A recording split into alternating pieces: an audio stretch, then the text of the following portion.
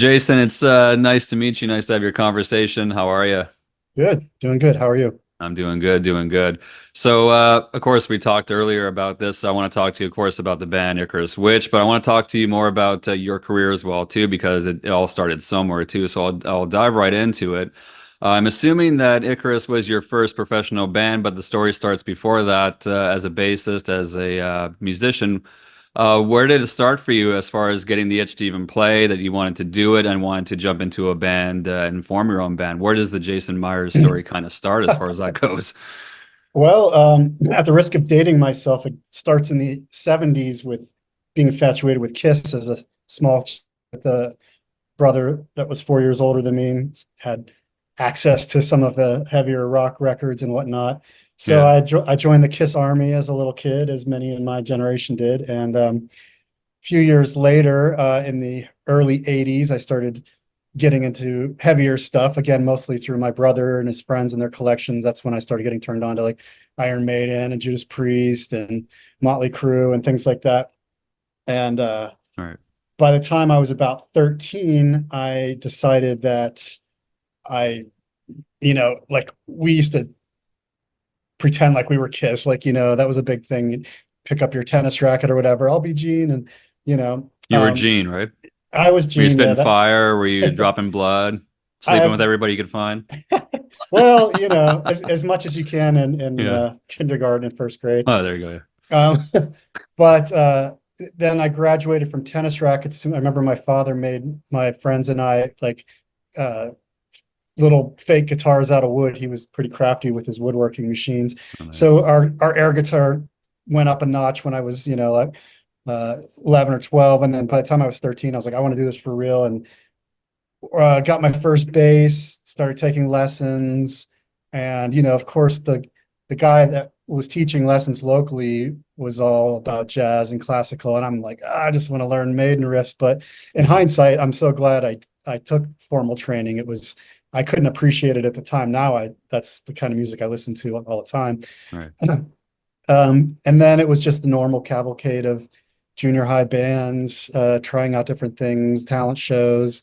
uh, First serious-ish band was probably early, like late junior high, early high school. We started playing like covers in local bars and stuff like that. And then the first original band was called Invid.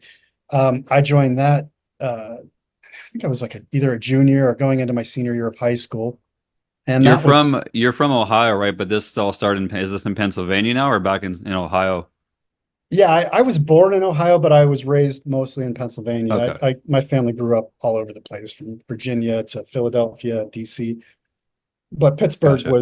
Pittsburgh was where I started playing and getting in bands.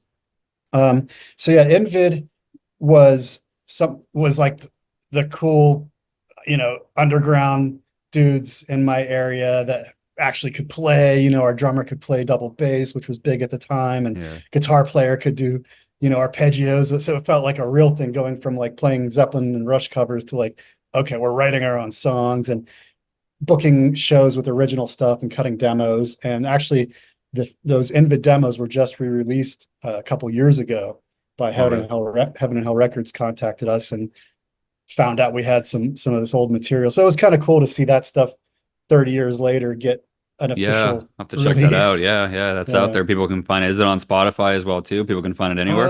Did That's a they good do that? question. Or is it That is a just good. physical? I love physical stuff better than having it on Spotify, but for those massive amounts of people that want to go on Spotify, if No, it's you got me there. curious now. Yeah. I don't think I actually ever checked. I'm doing it right now as we speak. Um, but yeah, that Invid was sort of my first taste of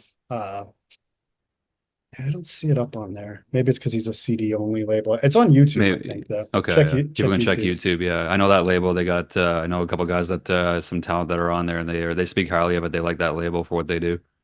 Yeah, like I was real passionate about finding Yeah, these obscure bands that like either like went on to do bigger things or maybe just never made it, but had a lot of talent. Because it was really hard to get a deal back then. Like we yeah. tried. The demos that they released were actual demo tapes that we saved all our money up, went to the studio. A lot different scene back then.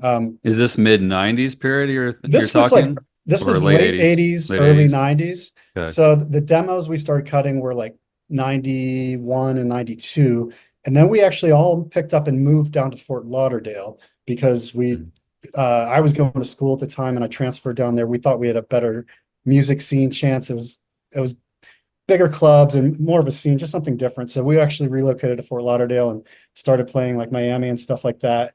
It died out shortly after we broke up, unfortunately, but a lot of that gave me a taste of like taking something on the road and trying to book in other cities and like working with agents. Through Mhm. that, I got to work at a booking agency. And then that led to me working at a bigger concert promoter. So I started getting my feet in the music industry behind the scenes so that my day job was actually sort of coalescing with my what I want to do, my dream. Right. Um, but I was like working at bigger concert promoters, and then I opened up my own record store in the late 90s. This was after Invid broke up. I wasn't playing at that time. And then I sold that and moved out to Los Angeles and started working for record labels. That was another dream of mine. And, on the bucket list, I worked for Century Media Records for a while. Oh And then I wow. worked for Cleopatra Records for several years. And then, but out there, I was actually playing in a totally different kind of band out there. It was more of like a shoegaze dream pop thing, which another genre that I really like and listen to a lot. But I wanted to do like a traditional metal band out there, but this was like early 2000s and all, Yeah. I was Things like, had changed big time. Yeah. yeah, I was going around and For that style. auditioning, but everybody wanted to do new metal, and Yeah. the closest thing to traditional metal that anybody was playing was Metallica, and I was just like, nah, this does not interest me at all. And even they So, were changing up things too. They were doing a couple of mm, different sounds too. If you look at Saint yeah, Anger coming right after that, everything was changing, right? And yeah, the yep. corn, the Limp Bizkit, where did you fit in? And that's certainly not really what you were It was doing or what right. you're No, into, right? it was not anything what I wanted to do. Yeah. I was like feeling a resurgence in like Ingve and like the neoclassic stuff Yeah. and Dio, and like who's playing that? Well, it, nobody in the US for very much. I mean, in Europe, they Oh still yeah. had a festival, scene brewing, and it had sort of morphed more into power metal in Europe. And I was like, well, that's cool. I can dig some power metal, but I really wanted to just like get back to the roots of like what if Dio was heavy enough? Like Yeah. nobody was thinking like this really that I could find. So I moved back to Pittsburgh because I had stayed in touch with some people. And Pittsburgh, it's like gloriously behind the times. Sometimes it can be a bad thing when you want to have certain parts of your life be more progressive, but Yeah. It depends. musically speaking, I was looking for people that were a little more caught in that time frame and wanted to do that stuff, and either hadn't evolved, quote unquote, or just like were totally happy doing that. And I found that. I found those players really quickly after I moved from LA back to Pittsburgh. This was in 2003, and started a band really shortly after I got here. Things came together by 2004. My connections through Cleopatra, I had some contacts there, and I was like, well, I'm putting this band together. Is it possible that we could get on, like one of these tribute records? Were really big at that time. So Yeah, absolutely. Especially on I Cleopatra and Paris Cleopatra, yeah. Records, those ones, those type of record labels. Yeah. Right. And that's one of the things that I was doing at the label. So like Oh, I nice. again I tried to like get in the back door so I could learn how all the apparatus of the music business worked. And then when it came time for me to do my thing, I knew who was doing what labels I could trust, what people were Right. really You good had at the business background promoting. that you could make sure you got the right thing, the right deal, what was right for you, what you that would Exactly. actually, care about what you're doing, the music you're making and want to Yeah. put it out there. Yeah, totally. Because what I learned, I was doing A&R for a few years myself at that point. So I saw how not to do things. I was Right. approached every day by bands that came in with this sense of entitlement and thinking that, oh, you're trying to rip us off. The music business sucks. I'm like, well, then do it yourself, and Yeah, but the people that got far were the ones that made themselves valuable, that were willing to work, and not see the label as like, okay, make me a star, but like, okay, let's be partners. And if you have the distribution to get me in these stores, if you can help me get on the road, I'll get a band together, we'll go tour and we'll support this thing. So that all took off really exactly. quickly. around 2004, which this year marks 20 years from that now, Yeah. the Good Icarus timing. Witch. Yeah. Yeah, so we just put out our seventh I think seventh record on in October.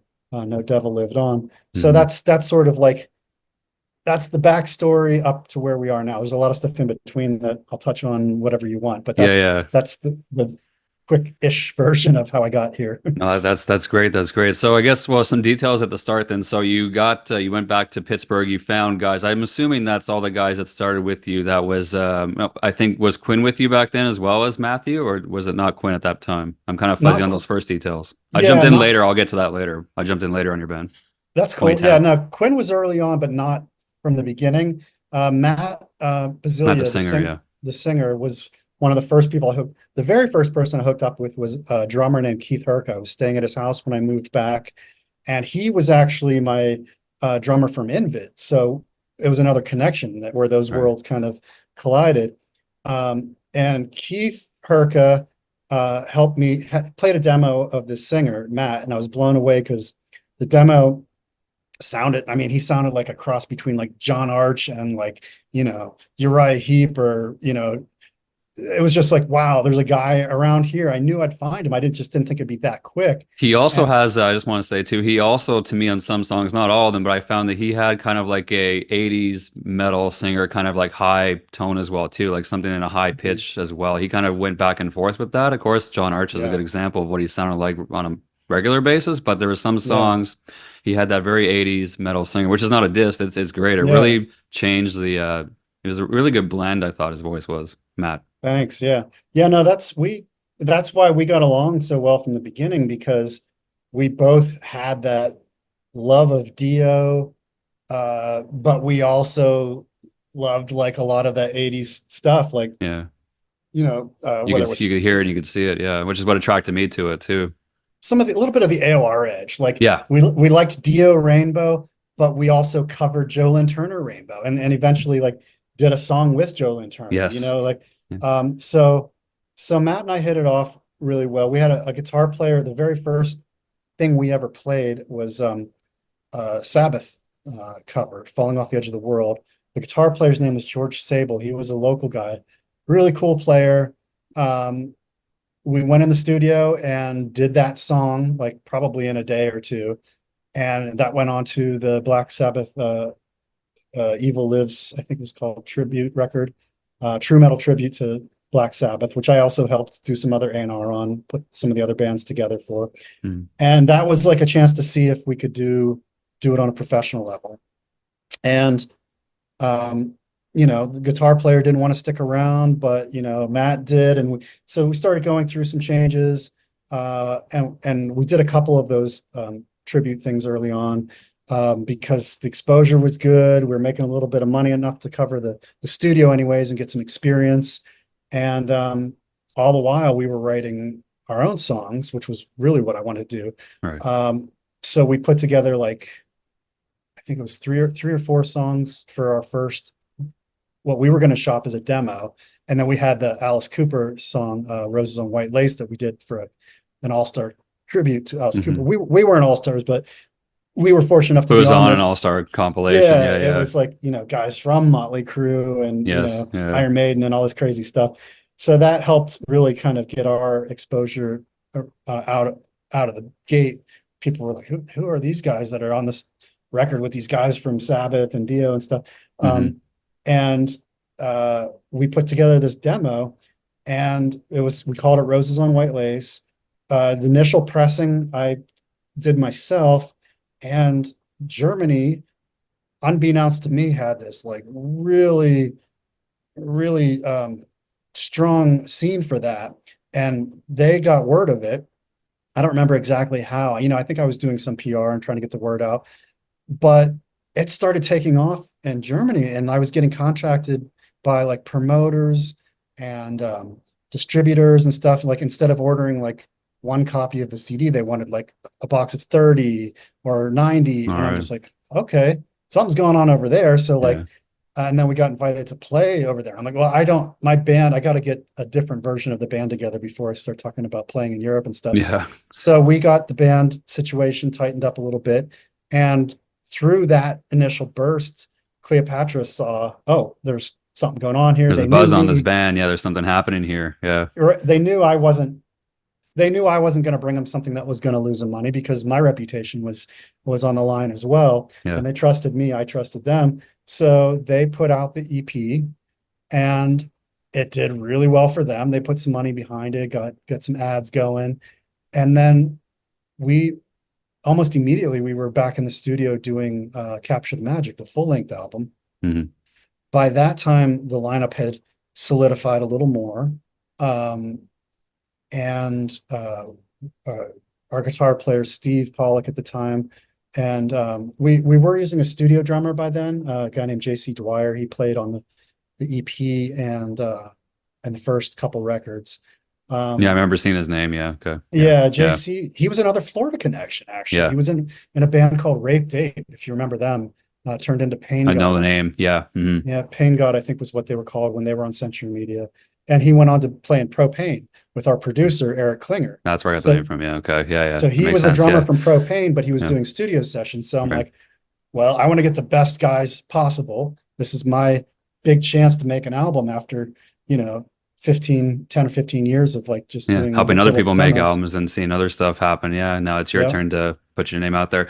Quickly, let Yeah. me ask you about the name itself. Did you have any other ideas for the band name? Where did it come? I Mm. always like asking artists, especially ones who form the band. Where did it Yeah. come from? Did you have any other ideas? What is the Icarus Witch? What was it, amalgamation of things? What does it mean to you?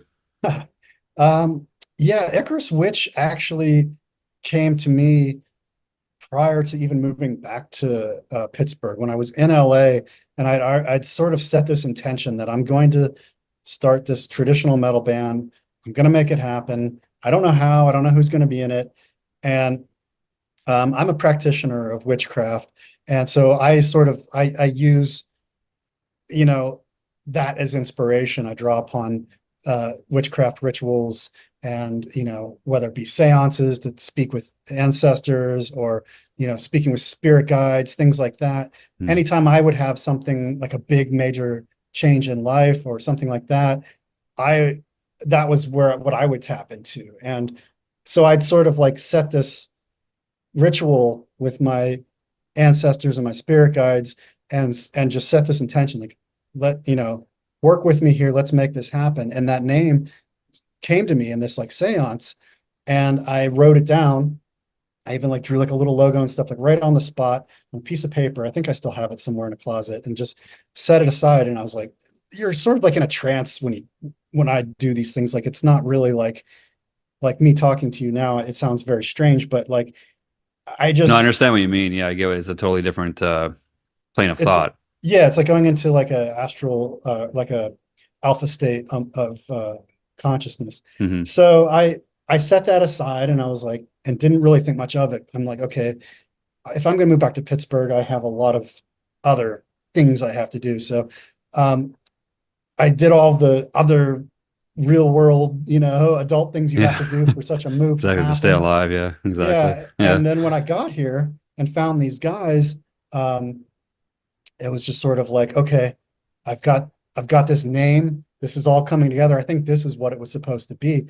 Um, however, I remember at the time, um, I was very I didn't I wanted everybody to feel like invested in it. And so I didn't want it to be like, okay, this is my band, because I was sort of like, in charge of most of the business of it. And so I'd asked if, anybody else had ideas for names and stuff. And we had actually contemplated calling the band Funeral Line at first. Um, It's a great a- song coming up later in your career. yeah, Yeah. that's where that came Yeah. from. Yeah. That was Matt's idea. He had thought about that. And so, we had, and in the spirit of fairness and everything, we'd drawn up some logos and made, mock-up album covers with that as a potential name and stuff like that. And I don't know, if a few things happened early on, and I was just like, I just felt like, no, that's it just didn't feel right. It felt like this was Icarus Switch. This was the thing that I manifested. Hmm. And I really pushed that back to the forefront and said, let's stick with this. I have a really good feeling about this, and I'm glad I did.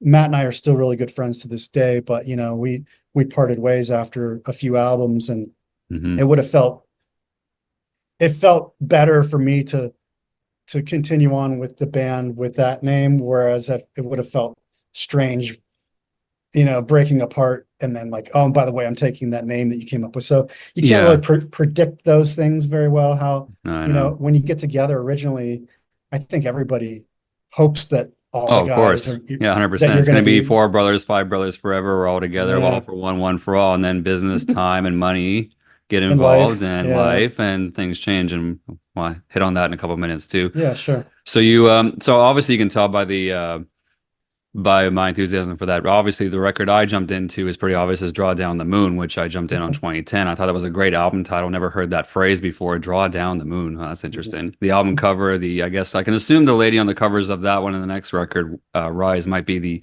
Icarus Witch, kind of the actual uh, girl embodiment of that, or the person Yeah. embodiment of it. May I could be Actually, I have a wrong on that. tattoo Oh, of there her you on go. Oh, there her. you go. So she is the mascot for that. Um, Yeah. so talk to me about that record. Now, I like that record a lot. From what I gather from back then and even now, looking back on it, it wasn't. Were you happy with that record as a band? Was Matt happy with it? Because I know the production of it is different. It's a great sound. I dig it, but Yeah. it's a different thing. And Matt left right after that. I don't believe he even toured with you after that. So what was going on when you got to that time period as far as Draw Down the Moon? What was going on with Matt and why did he want to leave? Um, actually, Matt Matt was pretty happy with it. He and I were really the core of the band by that Right. point. Yeah. If anything, it was Quinn that was having some other things going on in his life where he wasn't as as available all the time for those early sessions as he was on the previous record, which was Songs for the Songs Lost, for was the that? Yeah. Lost. Yeah. Yeah. Yeah. So Quinn, you hear a lot more of Quinn's influence in Songs for the Lost by the time Drawdown, like we were on a really kind of strict schedule at that point. It wasn't as forgiving. Like now we sort of make records when we make them, and Yeah, and you'll the way you can do notice, it has changed so much too. You can do it wherever you are, however you are. Then, I mean, early 2000s, mid 2000s, you almost had to be together still. It wasn't really the file sharing. Pro Tools was there, but it wasn't like it is yeah, now. yeah, and we were under more pressure from the label. We had a manager at the time. We had an agent.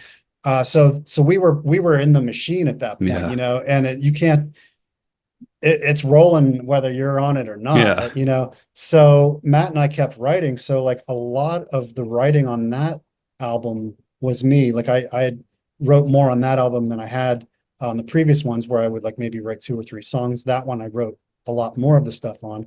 And Klinger, our producer, did played some rhythm guitar on that. Quinn did all the leads and stuff and played a lot of guitar as well. But like Mhm.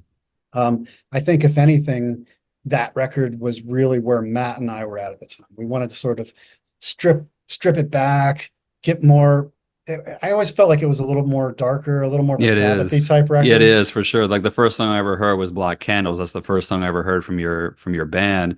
And that Yeah, whole sound of that, well, that song, that whole record, the Black Sabbathy, the dark sound, and even the production wise, the way the tone was, but I'm not a musician, I can't describe it. yeah, But there's the feeling, you know what I'm talking about though. It's just got a mhm. whole different darker tone, which really worked with Matt's voice than your bass playing. Yeah. Way more of a riffy record, more Yeah. basic. And you know, like I said, Klinger, our producer, played a lot of rhythm guitar on that record. He's also the guitar player for Propane. So I mean, Yeah. he's got a pedigree, he's got the chops. Yeah. Um, so you know, he was coming from more of like that, you know, riffy, hardcore kind of like, you know, I don't want to say like Cro-Mags or like some of those earlier bands that were just sort of like, you know, descended from Sabbath, but were riffy. Exactly, Um, yeah. And it had that uh, sound too, production wise too. So it was like a throwback to that in 2010, which was crazy yeah, when you think about it. it was It's not unique. That's the word I was looking for. because like if you go back two albums, well actually if you go back one album to Songs for the Lost, at that point we had two lead guitar players in the band, Hmm. Steve and Quinn. Right. So there, you know, there's harmonies all over the place. The guitar solo sections are twice as long because both guys want a chance to do Yeah, their thing, you exactly. know. Yeah, yeah. By the time Draw Down the Moon came around, we're like, it was just the songs were shorter, more Yep. succinct. The solos were More shorter. direct. It Yeah. was, yeah, just a more raw type album. Hmm. Um, I feel like every album we've done has been different from the other. There's always Yes. a thread that connects them. The next album that came after that, Rise, sounds totally different, but there's still a thread that connects it. It's always just because we it's a reflection of whatever musicians I have around me at the time, because I want to give them their space to do the things that they're best at. Like, when Eric was playing a lot of guitar, he just had this meaty, bluesy right Hmm. hand. And so you get some more of that Tony Iommi kind of vibe coming through on that record. Um, on by the time Rise came around, and not to jump past Matt actually did tour on some, like when the Oh, singer did okay. I transition. wasn't sure because from what I knew or what I understood, it was just he was gone not long after that. I didn't know if you guys toured on that or what Yes. happened, or if he was unhappy with the record itself, or was No. unhappy with the band direction. I don't know. That's the impression I got. That's why I'm also talking to you to get it from the horse's mouth, Yeah, no, basically. we started touring real heavy around that time. Like, um, I mean, that's when, like I said, we had an agent. Our manager also worked for Dio's management. So like some bigger opportunities were coming our way. We Yeah, got to open for Black Sabbath. yeah, And that's when I was just like, hey, Quinn, I know you got some other stuff going on, but like we got a chance to open for fucking Black Sabbath here, man. Like, yeah. and he We got was to get like, on okay, this. he's like, all right, you're right. And he got back on board and reinvested in it. And we hit the road. We the first I mean, we did like little tours with like Trouble and stuff like that, but like the first big tour we did was with um Paul Diano. We did it tour as both his opening band and his backing band. Yes, And amazing. Matt was in the band for that first tour. So that was a big tour. I mean, that's all, North America. We were up into Canada and stuff. We Hmm. played Puerto Rico. We were going all over the place. And at, after that tour, I think was when there started to be some fissures in the apparatus. And I mean, we were pushing it hard. You don't really know how people are gonna react in these pressure situations until you're in a Yeah, van for yeah. 40 days with the same dudes. Touring, yeah, every And show, we everything, yeah, the stuff every show, around the show and the getting there, the travel, the being around the same guys. It's like four being married to three other different people, same yeah. time. That's what I've heard. It's a cliche, but it's true. No, it's true. And then, Yeah, you add all of the other stuff that goes with road life, the partying, the substances, all those, speaking of cliches, but that stuff is out there. It takes a yeah, toll as well. It can get in the way of work and relationships if you let it. So basically, when we came back from that tour is when we kind of sat down both separately and together. And, I mean, without getting into too much of it, it was like that's when we had to make some hard decisions, because we knew that we wanted to really pursue this hardcore, and we got a taste of that life, and we're like, put us out on the road again. We were telling the label, yeah. like, what's the next tour? Your And they're heart like, was oh, in it and you wanted to keep going with it. Yeah, yeah, but we needed everybody to be on the same page, and everybody yeah, wasn't on the same page. So we made some changes. Um, and the biggest change was in the vocal department. And again, we parted on good terms. We're still very good friends. And that's good to hear. but Quinn had worked with Chris Shaner, the singer that came in after that. And we didn't have time. We already had a tour with Y&T booked.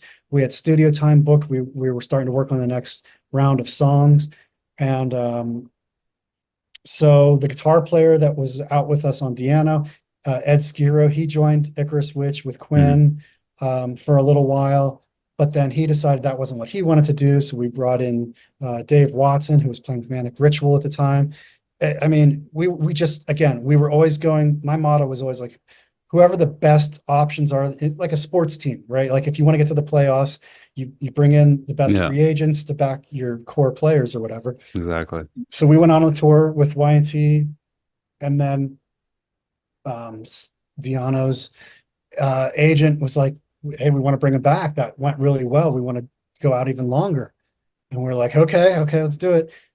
So we did a second tour, North America with Chris singing this All time. right. Who's And on the Rise record that came out who in was on, 2012? Yeah. yeah, so this, Which I was on board for that too. It was the good. Usually when bands change singers, it's like, oh, it doesn't, that face is not the same. But Chris, I like his singing. There's great music on there. Tragedy, not a Beatles cover, but it's a great. yeah, There's some great stuff on there. a Nothing Bee is Gees cover. forever. Yeah, yeah. Nothing Um, is forever. Yeah, there's some good stuff on there too. I was all in on that one. Thanks, man. Yeah. And that again, there's a lot of different sounds on there. Chris did a Hmm. lot of writing, him and we were just exploring different things. I never wanted to be the band that made the same record over and over. I love AC/DC, but Yeah, I didn't want to be we that. already have an AC/DC. Yeah, exactly. I wanted to Yeah. experiment, be a little more progressive, bring in some more of the AOR stuff, see how it mixes with some of the Doom stuff. I didn't really see people really mixing those worlds, but No, and that's what I mean. Like if you look at, I want to go to the album cover of Rise. If you looked on Never Judge a Book by its cover, but if you look at that cover and you see the name of the band and then you hear the music that's on there, I mean, you're not getting what you think you might get. I mean, you almost think you're getting a death metal record or something extremely heavy, but then you play songs like Tragedy or Nothing Is Forever or the title track. I mean, you're like, Mhm. what am I hearing? Did I get the right, is the right CD in there? Which is amazing. I mean, in fact, you're going on tour with Y&T and bands like that. It's not what you would think from a band name called Icarus Witch, Yeah, and that, which is we've run into great. that a lot over the years, Yeah, but I was going to ask you, does that ever cause a problem? I mean, it's a great, it's cool, but also on a business sense and as far as getting opportunities, did that mm, ever kind of hinder you? it's possible. I mean, I Or think a lot radio of play or stuff like that, no, if I any? don't. Yeah, I mean, I think we did what we were going to do on radio. If anything, I think maybe it scared some people away who were maybe didn't listen but did judge the book by its cover and heard Yeah. Icarus Witch and thought, I still get that. Even last week, I was telling somebody, oh, what's your band called? And I said Icarus Witch, and the first reactions was rah, rah, rah, devil music, Yeah, it's going to be and I'm some like, doomy devil crazy, I'm yeah, like, chance. we like death metal, but like I love Blue Oyster Cult is a great example. Like Fire of Unknown That is a great Origin example. I never is a even thought of that. masterpiece. Yeah. When I Wow. was a kid, like you would see these album covers and you'd be like, oh, that's giving me the creeps. But then you listen to it and you've got these beautiful, like almost like California kind of harmonies, even though they're like an East Coast band. And I think later on Ghost sort of took that mantle and Oh ran with yeah. it, where they've got this like really dark imagery and stuff, but the music is kind of has a pop edge mixed with the Yeah. metal.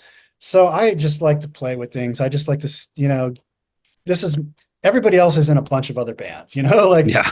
this is Nowadays, my yeah. only band. So like if I am on a Doom frame of mind, I want to infuse some of that trouble and Candlemass kind of stuff. It makes its way into like the new album and the intros and stuff like that. Like Hmm. I love progressive stuff, from Fates Warning, Rush, yes, so like I'm gonna experiment with more of that. And that's not really what you think of when you think of like straight ahead commercial AOR type metal. So I think probably all of that is just too weird. Like Yeah. it maybe all of that hindered us. I don't think the band name or imagery did so much as like a lot of people like their stuff to be In boxes in pigeonholed to a certain boxes. thing. Yes, Yes. they can classify you, genreize you, put you where you need to Yeah. be or where they think you need to be. That's a big thing. And that's from since the beginning of time as far as music goes, Yeah. right? So nothing new there. Well, it got more so as the years went on. I think in the early days, well, going back to, like I said, I got into metal in the early 80s and late 70s. Metal just meant, you get these compilations. Like one of Yeah. my The first metal company, Metal Massacre, stuff like that. Yeah. Yeah. KTEL, Metal Yeah. Masters. Yeah. And it was like, so as a kid, I'm like, okay, Rush is heavy metal, Slade is heavy metal, Quiet Riot is heavy metal, Dio is heavy metal, because they were all on this metal Yeah. compilation. You all have And guitars and drums and big sound. That's metal. Yeah.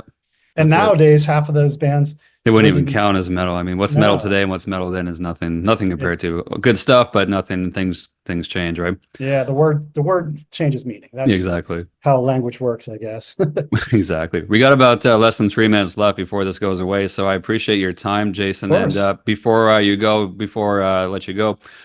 you want to talk about the new record real quick, where people can get it, and Yeah. what if you have new stuff that you're working on outside of Icarus? If you want to talk about that, Yeah, absolutely. All this talk of the old guys, let's talk about where we're heading. yeah, where you're headed, the direction you're So going. yeah, the new record again is called No Devil Lived On, came out on Cleopatra Records last Halloween, Samhain. Andrew DeCagna is the lead vocalist. He was also the lead vocalist on the previous record, Right. Goodbye Cruel World, which was sort of our return from the abyss after I took a few years Which is off. funny. You And called it Goodbye Cruel World, but you're actually coming yeah, back, which is great. yeah, another dichotomy there. Yeah. But I needed a break. I moved to Salem, Mass, and got more into witchcraft, got more into that side of life. But I missed the music, came back. Goodbye Cruel World got me excited about playing metal again, got me excited about getting in this band again. And so we toured on that. We started going back to Europe. People were interested in the band again. We went over to Europe 2 years in a row, played Germany, played Switzerland, went back in the studio over COVID. That whole sort of break was Yeah. when we wrote the new album. So we had a lot more time on our hands. So I was like, well, let's do a concept album. That was something we'd never done, but we all grew up loving. Like I Yeah. said, Icon in the back there. One Yeah. of my Oh, favorites. you know that band, the Arizona band. Oh, wow. Not many people do. That's great. Yeah. No, Oh, no. I And love that first that's record. what The I first mean. two. Like Yeah. Yeah. Amazing. that was one of the bands that we patterned ourselves after, but it's not a good business move because nobody knows who Yeah. they are. Although there's a Like, niche for it now too. You can kind of there fit in where no is. one else is doing the same thing. Not your Yeah. corns, your Limp Biscuits, or whatever. The Papa Roach. Yeah. European Yeah. promoters know who Icon is. So That's good to hear. that's who likes us now. That's nice. But yeah, so that album, we've been kind of taking it easy this year. Everybody's got other things going on. We're gonna start playing out again. September, I think, is our first show back as a band. So, and I'm already like putting together shows for next year, and probably gonna hit the road a little harder next year. Just needed to sort of pump the brakes on it a little bit this year and work on some other things. But as far as other things outside of the band, I'm working on a book about witchcraft and veganism, two of my Nice. passions in life. I'm working on putting together an online store that's going to sell some of these kind of witchy things. It's something that I've been wanting to do. I mentioned before, I used to own a record store, but it was also like kind of a head shop, freak shop type thing. Yeah. So I want to do like That's the cool. internet version Yeah. of that and start selling some things online. Just doing that with my wife. She makes things like handcrafted decor and things like that. Amazing. But yeah, our break's about over. It went a little longer than we anticipated, but we're getting ready to get back together, get the band back together, rehearse, and hit the road and start playing again. Like I said, September is probably, I think, our first show back, and then start writing again for the next record. Well, I can't wait for that. I can wait to chat up with you again about that too when it happens. If you plan on the East Coast and around next year too, if we're on that side of the country, I'll definitely get down there and try to check out a show. It'd be nice to see what's going on with you guys and jump on the Icarus Witch wagon. Jason, I appreciate your time, man. We'll talk again soon, okay? I appreciate you, Good man. to get your story. Check us out at IcarusWitch.com, and anything you want to see, that's a good starting place. I will. Awesome. Right. Everyone check it out, IcarusWitch.com. Thanks, brother. Appreciate you. No devil lived on.